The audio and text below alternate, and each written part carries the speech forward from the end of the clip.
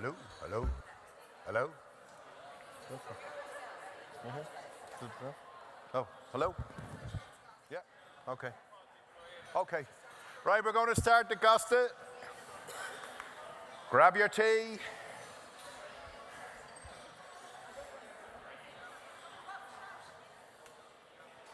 Come on down. Yeah, get them in. You nervous?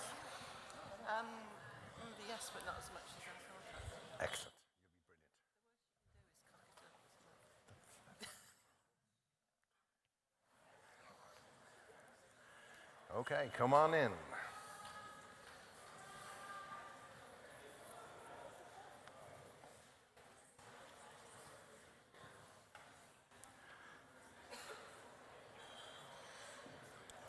Yes, they're still moving in. Get your place. I'm going to start in 1 minute. What? Yeah. We're actually a minute late. Yeah, it's not. Do we have a defibrillator, please?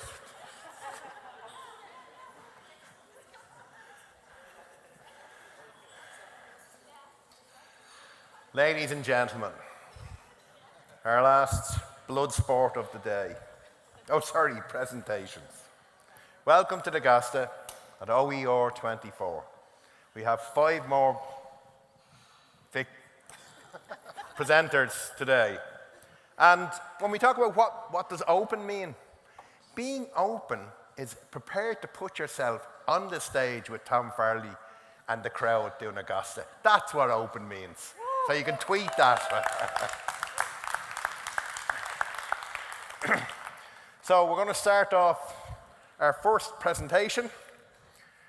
When life brings you artificial intelligence, turn to feminism by the inimitable Frances Bell. I mean, we've had 2 amazing women here to start the day, and kicking off the Gasta, we have another amazing woman.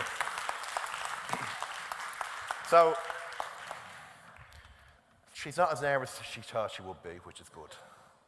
But I don't know whether she thought that would curry favour, but sadly, no. Are we ready? Are you feeling a bit tired, or are you feeling energetic? Energetic. Now, I'm watching, particularly anybody who's not sitting in the main crew. If you're not getting the hands up, I'll be watching out for this. I want participation. Hands up, everybody. Shake them out. Shake them out. You haven't been there?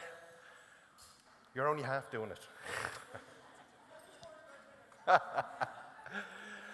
A hay, a doe, a tree, a car, a cooig, Gasta.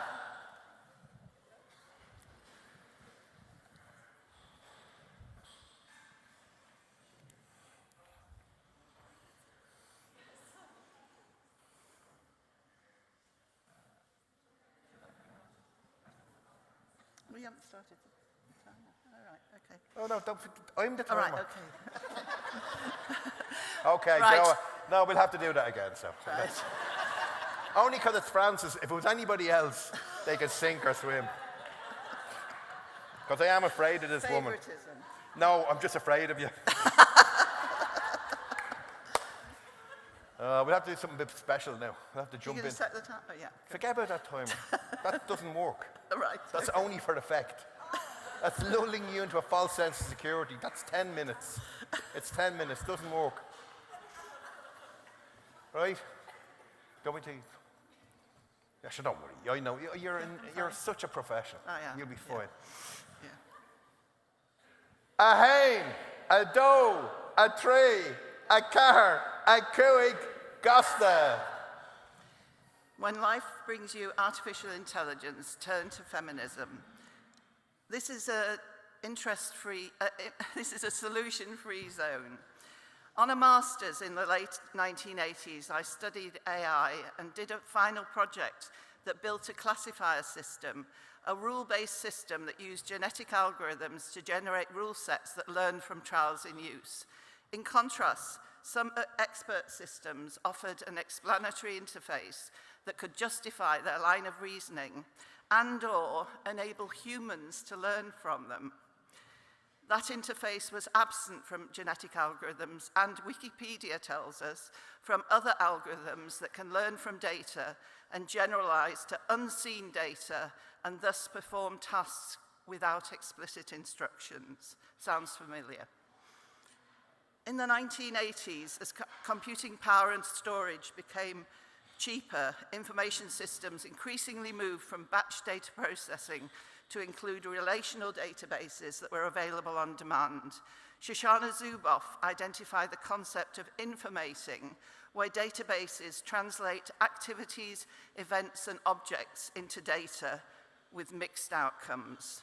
In teaching, I use the example of the GP Harold Shipman, who changed patients' records after fatally injecting them with insulin, unaware that his edits were time and date stamped. This data provided his trial with supportive evidence of his malign actions away from the database.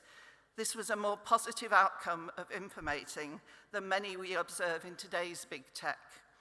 Currently, systems such as ChatGPT, based on large language models, are attracting attention and usually presented as AI for reasons of hype.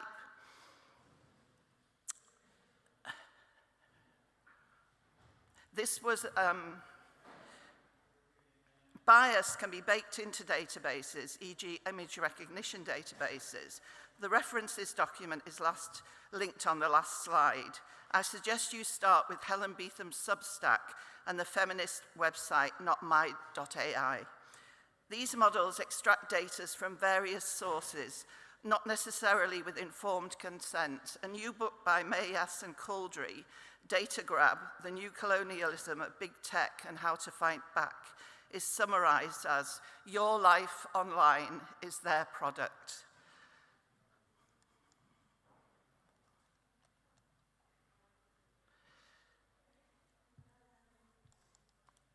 Their reference to fighting back supports the practice of hope rather than the shrugging of shoulders. What has feminism to offer? In the editorial for the feminist special issue of the MLT journal that some of us worked on, we outlined some work by feminists over the last 30 years in education technology that is now mainstream. It was said, but not always listened to, many years ago. Feminists persist in engaging in critical discourse on issues such as digital surveillance, AI, and the use of metrics and data to manage academic work. Read the work of authors in this special issue and be encouraged for the future. Another example of feminist practice that came about through the FemEdTech network was the FemEdTech Quilt of Care and Justice project, launched in November 2019 and resulting in 4 material quilts and the digital quilts, more or less in time for the online experience that rapidly replaced the cancelled OER20. The availability of FemEdTech open space and involvement in the quilt project, opportunities for comfort, solidarity, and for expressing concerns and sometimes rage at a very difficult time. Some of us explored FemEdTech quilt as a post-human assemblage in a chapter in the wonderful HE for Good book. Rosie Braidotti's post-human feminism is, to me, a promising avenue to explore. I will leave you with the last sentence of that chapter. Feminists create, feminists resist, and feminists celebrate difference. If you'd like to share a few words with or without your name as a response to this Gasta, please leave them in the box at the front. And now I'm going to read the paragraph that I missed. Okay. The image juxtaposes digital data with an image of my crafted response to the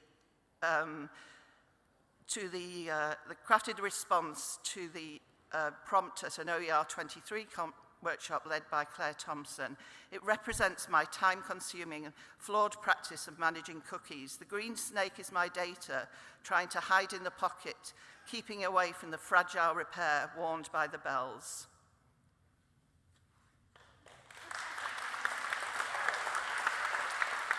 I thought I'd gone over.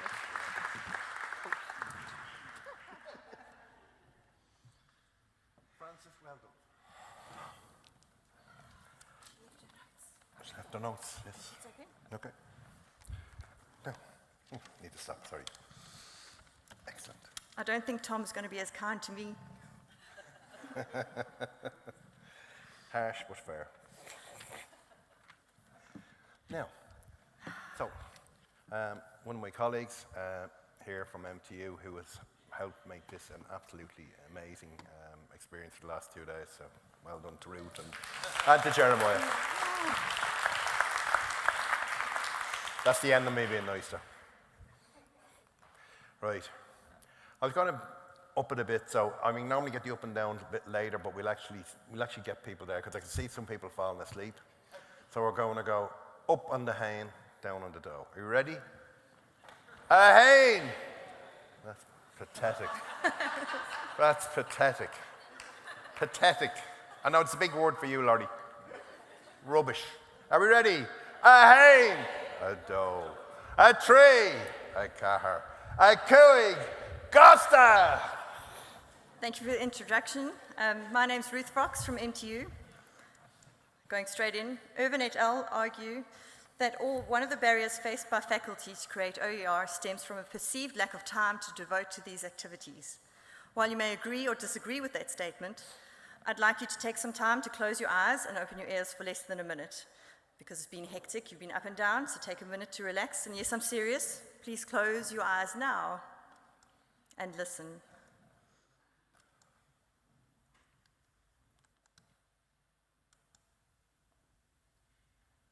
Nature gives.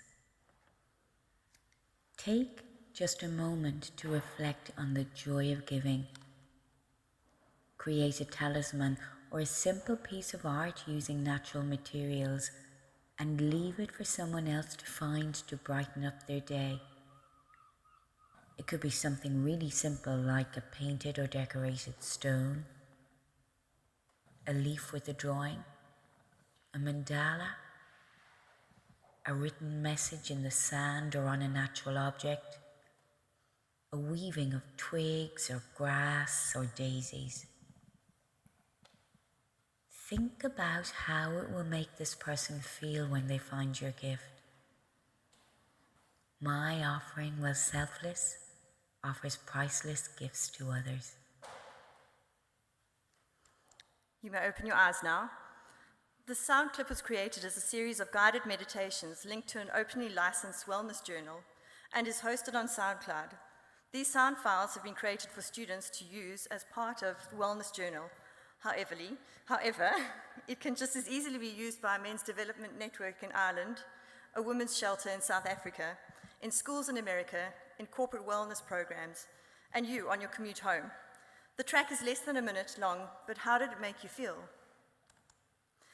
An MTU colleague, Sinead Horuhan, inspired me in a recent presentation when she mentioned she reuses this 8-year-old Creative Commons licensing explainer video. I'm loosely referencing her and saying, it's a good resource, so why create a new one? She refers to it over and over again. Isn't the whole purpose of OER the ability to retain, reuse, revise, remix, and redistribute content for educational purposes? By going back and reusing OER, it frees faculty staff up to produce other OER, which in turn will help other academics. Perhaps if there were more shareable content out there, we would focus more on feedback for our students and rethink how we assess their work. Recently, the Department of Technology Enhanced Learning here at MTU supported academics in creating reusable learning resources. And I think I've said that, no. As part of a SATL-funded initiative.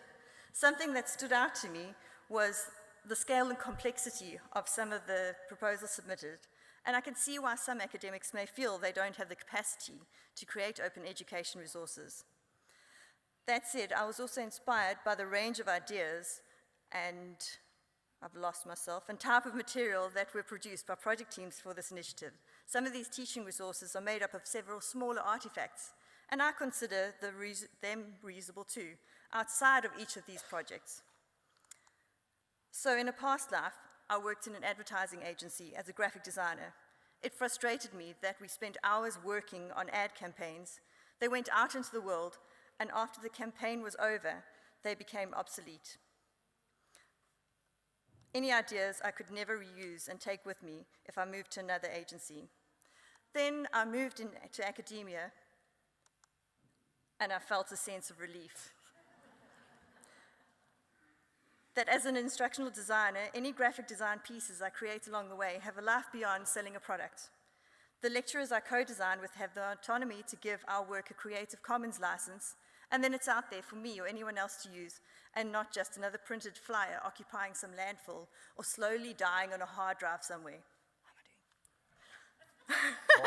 Open 45 seconds. Open education resources can be so many things. Sound files, short videos, templates like the Alex Canvas I regularly use as an instructional designer. It could be an illustration, a 3D model of the body. It could be a textbook that can help students save money in the long run and help relieve the financial burden. Big, small, we'll take them all. Consider this a call to action. On your trip home from OER, spend 30 minutes reflecting on what you can gift to the OER community. Is there something you can create in 30 minutes? Or when last have you looked at the body of work you have as a teacher or a lecturer? Is there potential for you to apply a Creative Commons license to some of your work? Are you perhaps a minute away from retirement like Martin Weller, and your teaching content will be lost the day you retire? Hey, Maybe this could be your OER gift for others to find out there. The big, bright, beautiful world of open education resources.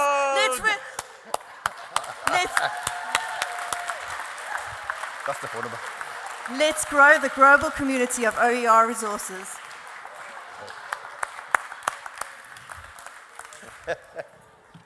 Excellent. Oh, mind the microphones. I've been warned. Okay. I'm not allowed sharp or pointy objects, microphones or anything else. Does this work? So, yes, another character, or another colleague, yeah, another colleague here, Jeremiah Spillane. Okay, so, right, now, I got you up and down, so I won't ask you to move up and down. We'll start off on the left, which is the Irish words clay, jas, but I won't ask you to do that. Just do the count. So we're going to start off on the left. Are we ready? A hain, a doe, a tree. Am I doing the only talking here? Yeah, it was bad, wasn't it? Again? It wasn't the best. A reach. I want to hear gusto. You ready? A hain, a doe, a tree, a car, a coig, Gasta. So I'm just here for the sticker, really. But I haven't seen the sticker today, so I'm worried I might not get one. Okay, so in the research space in higher education, a number of challenges exist around the dissemination of new knowledge. And in this Gasta, I'm going to highlight 3 of those and then hopefully highlight how podcasting can address them. Okay, this one. Does this work? Oh yeah, here we go. Okay. So one of the fundamental long-standing issues plaguing academia, variously addressed by many people over the last 2 days, is the relationship between higher education institutions and commercial academic publishers who, without cost, receive writing from academics, which is typically funded by the taxpayer. Then following that free labor, the publisher then sells back this research to university libraries at a substantial profit. This new knowledge typically ends up behind paywalls. Follow slides. There we go. Paywall. Okay. Which is inaccessible to the very individuals who supported it and indeed funded that very research. So this for-profit commercialization of knowledge, a long-standing issue which the open access movement has long worked to address, not only restricts access but also perpetuates wider society's barrier to accessing new scholarship. So the big academic publishers are basically printing money, which is kind of the problem. So the second part of this problem is that beyond the paywall, there are additional baked-in problems. Baked in? No? Okay. Which is that academic writing and research typically operates through highly jargonized and opaque language, which is legible only to the initiated. The barrier then that I refer to in my title are those operating within the HE and research landscape and society at large are these. And so there's often a divide in this in terms of how we communicate our work with wider society. So the third problem, and I think this one is slightly more complex, is, oh yeah, okay. So just to signpost, the third issue here, which adds to the complexity of all this, are the challenges faced by early career researchers, where there are issues of prestige around research outputs and impact. So often to further their career, early career researchers typically have to ensure that their best work is still published via highly indexed journals in terms of their, so early career researchers, H-index.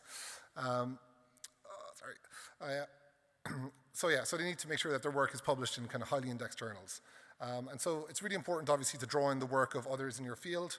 So here's a quote from Tom Farley on the sesh last night, which all jokes aside is actually a very important one. You were talking about when looking at job applications in higher education, that they all ask for high citation and high impact, and very few of them foreground or indeed value the ethics of open. So then prestige is then the currency of our realm, and open has not yet become the marker of prestige.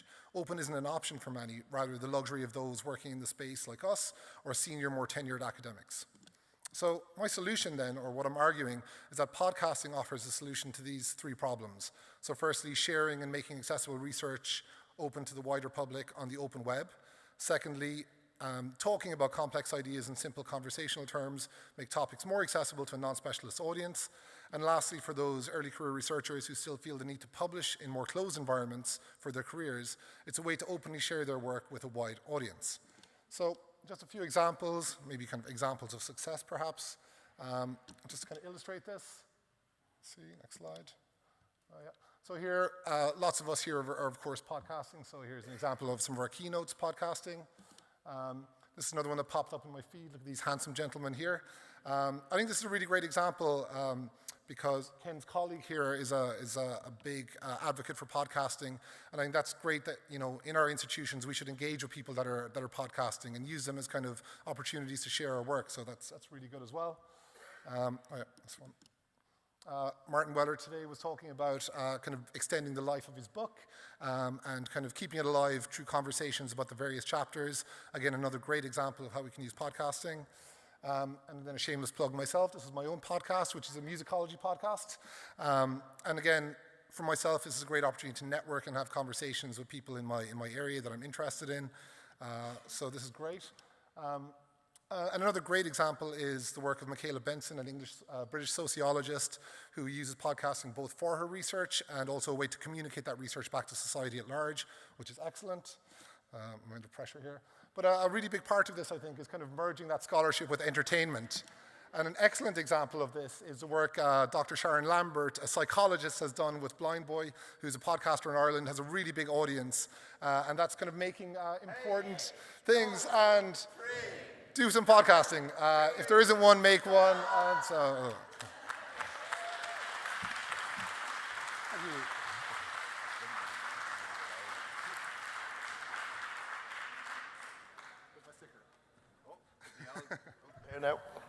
Now, so it's a lot of entertainment today. And actually, Jeremiah, don't forget, you're making people happy. They don't want to see. The worst Gasta is when everybody finishes on time. So that's no pressure, Eamon. Thanks, Tom. Yeah. We started off on the left, we're going to go on the right this time. Are you ready, Eamon? Shake them out.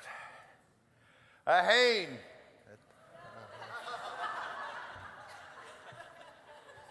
Do you know what? I'm not going to do the count. You can count them in as well and encourage them. And if you think they're not, we'll keep. Do you know what? I'm going to say something that used to be said to me as a kid. You know, with the teacher, I can stay here all night. I can stay here all Lads, night. Tom is flagging up here. He's dying. Come on. Ready? A hain, a doe, a tree, a car, a cooing, Gasta. Hello, beautiful people of OER24. Beautiful on the outside and beautiful on the inside too. You are a good and kind and lovable person, okay? However, I don't know if you've heard of Bon Jovi and what he had to say about the current state of the pedagogical landscape. He said that your love is like bad pedagogy. Bad pedagogy is what I need. Whoa. And the reason he drew this analogy between dysfunctional and codependent human relationships and poor pedagogical practices is because he knew there is a danger that we can anthropomorphize workplaces and expect them to meet our emotional needs. The university cannot love you. Okay? Neither can your practices. Okay? And neither can the tools of your trade. Right? ChatGPT is never going to love you. Okay? A fool with a tool is still a fool. And you don't end up looking you don't end up looking like a complete tool holding a foolish tool. Yeah. Why did he look at me? So who can love you? Humans can love each other. Yeah, exactly. All right. That's true. So I said to my students, my wonderful students in Dublin City University, I said, students, I love you. And they said, Eamon, you're being a bit weird. I said, you didn't let me finish. I said, what I was going to say was, I would love to get your help in this class to look at some multiple choice questions, because I do love MCQs. I love working on multiple choice questions. Back in 2018, myself and some researchers, we looked at 214 MCQs in 18 different MOOCs, massive open online courses, and we used a framework by Tarrant and Ware to look at the validity and the reliability of these MCQs, because there is a load of research out there, the psychometric research and testing research, that shows that if you create an MCQ badly, you'll get inconsistent results. And we used this framework to look at 18 item writing flaws, none of the above, all of the above, negatively worded stem, implausible distractors, ambiguous information in the question, and so on. 18 different things. Around 50% of MOOCs had flawed MCQs. So we're just creating pedagogies, bad pedagogies, and scaling them. All right? So I said to my students, let's ask ChatGPT to create some MCQs and see if we replicate this study in class. And we did that, and we had a lot of fun. The students worked in teams. This is some of the slides they created. We created a lot of memes in our class, and they were looking at MCQs and analyzing them, and they did some really, really good and fun work, and it was one of the most enjoyable classes I had this year. We really had some great fun. It was really good. So, the future is not what it used to be, right? Because there's guardrails to protect us from harms and biases and all this, but there's no guardrails that are going to protect us from just shoddy educational resources that this stuff is going to generate. So the future is going to be very mundane. We'll be working to clean up a lot of mess that AI generates. And we need to be careful not to install guardrails in the human heart. Okay? The border patrols others have imposed on us, and the monitoring systems you may have installed yourself, as Rua Benjamin put it very well. So I hope you remember what I said a few minutes ago. Did you not learn anything from this talk? ChatGPT cannot love you, okay? So instead, you can join a non-violent and loving police force dedicated to finding, arresting, but not incarcerating, but reforming and rehabilitating bad pedagogies. Thank you.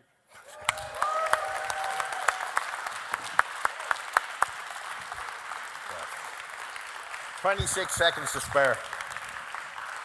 That was impressive. Last but certainly not least, Alan's thinking, what the hell do I have to do to follow that? But I have no doubt that Alan Levine I think he'll certainly do something. Now I wanted to keep it for the last Gasta of the last wherever the sessions. So we just done one clap, but we'll go back now and we'll do the full proper double clap. So it'll be Hain. So that's okay, we all got that? Get the hands up. Now I want gusto. This is your last Gasta for the year. Are we ready? Go. Hain. Do. Tree. Car. Coig. Gasta. Thank you, Corey. Woo. Before the poetry commences, Internet Tone News sets the stage with an abbreviated, opinionated history. Present digital capabilities are founded on network diagrams made by wizards who stayed up late. Cold War mindsetting, a packet switching system, distributed, decentralized, communal, unbreakable. 35 years ago, it enabled a vague but exciting proposal to birth the web bubbles. Tim Berners-Lee's 3 C's, collaboration, fostering compassion, and generating creativity, and of all things, a silly avian-themed text box to literally broadcast what you had for lunch. For educators especially, but society in general, was this one internet town hall? Hashtagging revolutions. The hashtag is the course. Our PD networked. It was the best of times. But was that an illusion? Came ads, algorithms, influencers, fraud, abuse, crypto scams, ripe for plucking as a billionaire's ego toy, plundering the API, deep sixing the precious Twitter tags created by Martin Hawksey. This is a fine dumpster fire, isn't it? A social media diaspora. There are now sentient content-consuming machines roaming wild. Power and influence is concentrated rather than distributed. Welcome to the Enshitto scene. Yet, at its worst, all this is riding on that original diagram concept, a distributed network. So, where the hell do we go? Where do we go? Where are you going? Where do we go? There's no one place to go, is there? And now, with some license.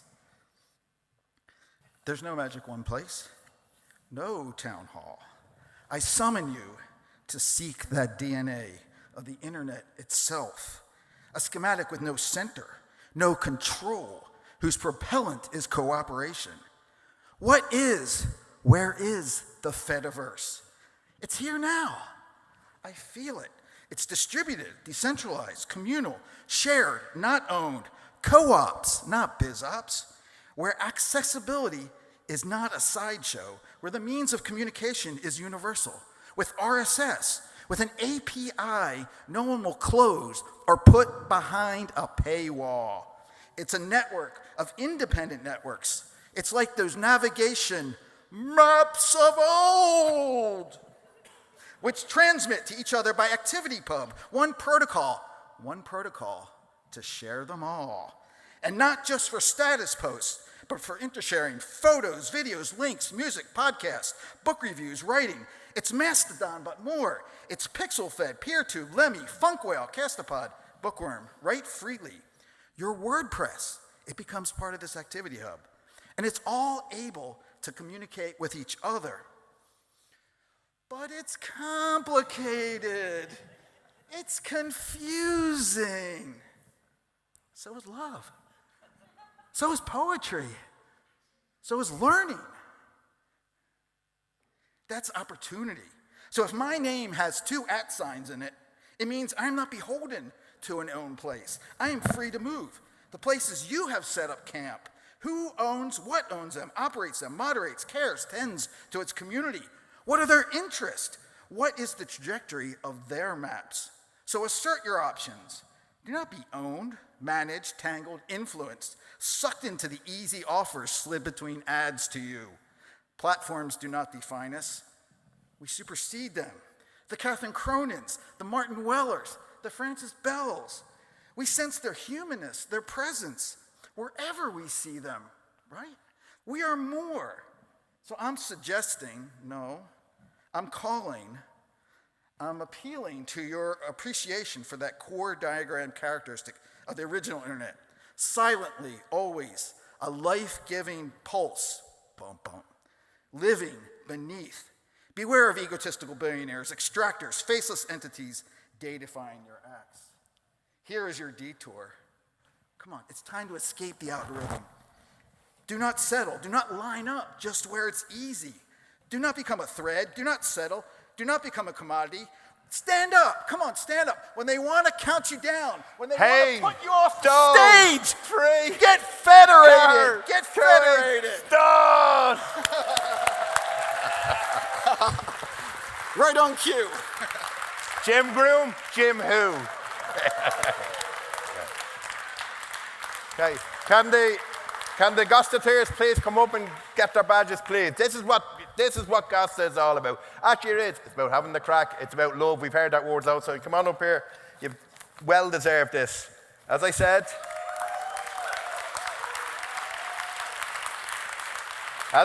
anybody can be a presenter.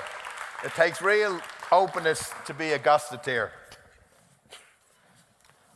Beer mats, not coasters. It's fabulous. Yep.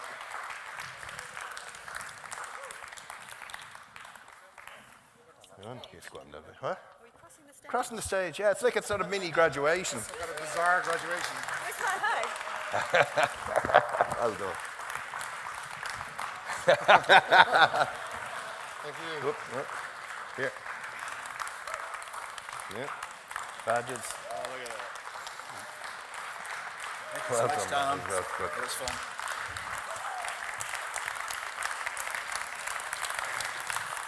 Who needs boring speeches when you can finish off a conference like that? I'm looking for Garode. I found it. Make your way on up here.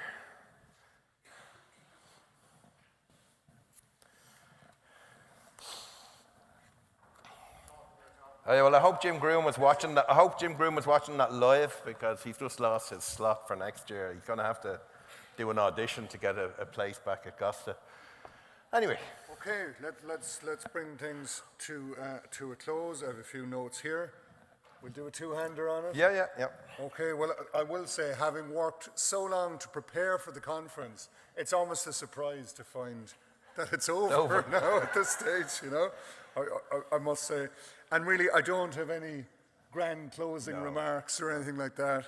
I think we just wanted to make sure that we're thanking all of the people who are responsible for the event, really. So in a kind of chronological order, I wanted to thank Maren Deepwell for encouraging us to submit a bid to host the conference in the first place. I want to thank my co-chair for insisting that we follow Maren's advice in putting in that bid. Thanks to ALT, who, while navigating their own processes of change, helped us to navigate through the various different stages of preparation for the conference. To the organising committee, who gave so freely of their time. To Donna and Laurie, who just left the building, for their early video there encouraging people to submit for the conference. That was really great and hit the tone really well. To Shane over there for so many things, for the digital marketing. And later for organising and managing the AV side of things. That's definitely no small task. To Ty Glean, who's just over there, our operations manager. Ty Glean made us look good. He did. And that was no small task. No. So definitely kept the trains running on time and kept me running on time, kept us running on time. To the sponsors, to the speakers, to the session chairs, to the keynotes, to the staff here in the MTU arena who are taking up carpet as we speak. And that's not a euphemism or anything. To volunteers from the Entutor project and to staff from the Department of Technology and Enhanced Learning, who in addition, in many cases, to supporting the conference, found time to give presentations, to do Gastas just now, and in one case to do a workshop. So folks, I must say, your work has always been top rate, but often invisible, as is often the case with people who are providing that kind of support. So it's been a pleasure to be able to unconceal and reveal your professionalism and dedication here at OER24. I think you've really done the department and the university proud, so we might have a round of applause there. No, it's a chance for us to, as a university, we're only 3 and a bit years old, and I think it's a chance for us all to put our our best foot forward and to show. And I think, you know, the university and the staff have really helped out and stuff there like that. And I think hopefully, if this is not your first OER, you know what it's like, but a lot of people here, it's their first OER, and I've been ranting for months about OER special. I hope people who, this is your first OER, you see it, you're with people who genuinely care about the things that matter. So hopefully you got that. So. Absolutely. So look, it's been a pleasure welcoming and hosting you all. Thanks for coming. You're genuinely back anytime, not tomorrow maybe, but any other time. And look, we're really interested in collaborating and continuing the conversations with you. Thanks for your energy and your ideas and your commitment. Don't be a stranger, as they say. Thank you very much. Thank you.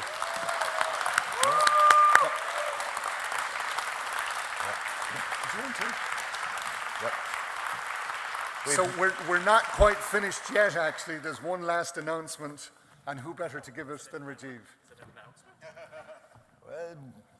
Valediction, whatever word. I can't, I'm so tired, I can't think of big words anymore. Well, the way this was explained to me was I was invited to roast somebody, but I can switch. So Knock yourself out. Martin Weller. You, my friend, are the consummate digital scholar. You've battled for open, you've relayed the history of ed tech, and while also indulging in your only mildly disturbing fetish for metaphors. Your scholarship is, of course, staggering. I will say it's been deeply, deeply influential to so many for so long. But I will say, coming to open, many of us feel, and I see the same reaction in many young scholars, whether you're coming from psychology like me or others, people often tell me, people are different in open. They don't find the same degree of arrogance, the same degree of hierarchy, a lot of openness, a lot of generosity.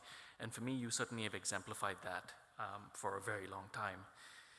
I will say your dedication to building community, your mentorship in particular for the next generation of scholars, and your commitment to building a sustainable model for mentorship has been incredible. But I'll share a few personal things since we're approaching this exciting milestone in your life. I've learned several interesting things about Martin over the years. Many of them have been inspiring. Your love of hockey, our complementary sympathies for each other, myself living in Canada, who loves cricket, you living in Cardiff with your love for hockey. We seem like we were on different sides of the wormhole for a while. Your love for the Chicago Blackhawks, your shining pride for your daughter with every post. Many special memories. I'll share 3 of them with all of you. The first was the very first time I met Martin, which was at a conference that he was keynoting alongside other luminaries. And we found ourselves in a strange place. The conference was in Sun City, which is an awkward place in many ways. But we found a bit of an oasis, a place where the staff were meeting and where we were eating the local food. We were enjoying bunny chow, playing pool. This was alongside Tracy McMillan-Cottom and Audrey Waters and Brian Lamb and, of course, Erwin DeVries, getting to know Martin for the first time. My second favorite memory of you is when we were at the Creative Commons Summit in Toronto, and we decided to go to a Blue Jays game. Alan, you were there too, I think. And again, Martin and I, not really understanding what was happening with the slow pace of this game, decided we would amuse ourselves by relaying cricket commentary for the entire baseball game, live tweeting it as we went, which is fantastic. But my third favorite memory of you is maybe the most emblematic of, I think, your nature. And it's when I came to London in 2017 for this conference. And it was just after my first edited book had been published from the publisher who was Martin's previous publisher, which is how I discovered them. And Martin not only met me at a pub to celebrate this exciting moment in my own career, but he physically walked to the publisher's offices, picked up the very first copy that had been printed, brought it to the pub for us to celebrate. And I share that with you just as an example of how sweet this man is. Many of you know that his book, 25 Years of Ed Tech, of course, there was a lot of work that followed. Clint Lalonde did a lot of work to pull together a lot of people to create an audiobook version of each of the chapters. And it was a great privilege to be asked to read one of those chapters. But I will say, Martin, I hope you realize that people wouldn't do that for just anybody. That was a lot of work. But they would do it for somebody who does it all for others. Absolutely. I often tell people, I tell my students, I would much prefer to have kindness in somebody over cleverness. You, my friend, are incredibly clever and you are exceptionally kind. Now that you're freed up from all of the trouble that you were causing at the OEU, or soon to be, I look forward to seeing what mischief you get up to in the remaining years of the fun we're going to have together, certainly. So congratulations, my friend. I'm very excited to celebrate this huge moment in your life, and I'm excited for all of the joy you're going to continue to bring all of us. Bless you.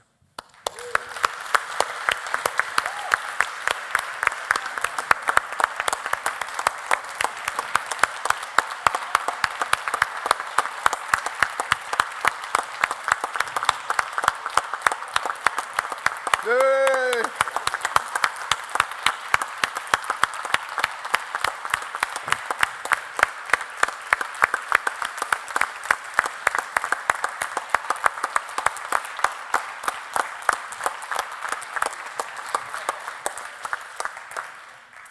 That was like when Joseph Stalin used to speak, everybody was afraid to be the first one to stop clapping. Martin, would you like to? Oh, okay. We're way ahead of time. So I've been to 11 OER conferences in a row, and I'm going to take you through each one, every presentation now. I have to say, they've all been sunny, except this one. Tom, you need to work on your weather here. This is the part where I reveal, in fact, it's going to be like the end of Scooby-Doo. I pull off a mask, and actually I've been an undercover agent for Pearson all this time. And I would have got away with it. It wasn't for you pesky open kids. But no, I'm so pleased that, for those who don't know, I'm leaving the Open University, so standing down from GoGN. So I couldn't ask for a better conference. As Tom said right at the start, the OER conference is a very special community, and when I co-chaired it in 2015, it'd been run as part of the JISC OER community before then. And Maren approached me and said, would you consider alt taking it over? And there was actually really strong resistance to that. Most people go, no, don't let alt take it over, they're evil. Don't trust Maren. And we really pushed for it. And I think, if we hadn't done that, the conference wouldn't exist still. And I think since under alt stewardship, it's kind of become a really conference with its own identity. It's become much more international, much more critical. It's moved away from talking about OER as stuff to much more about practice and all those kind of things.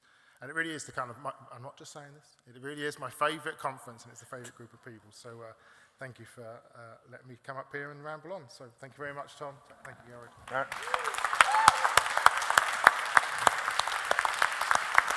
We'll sing the parting glass.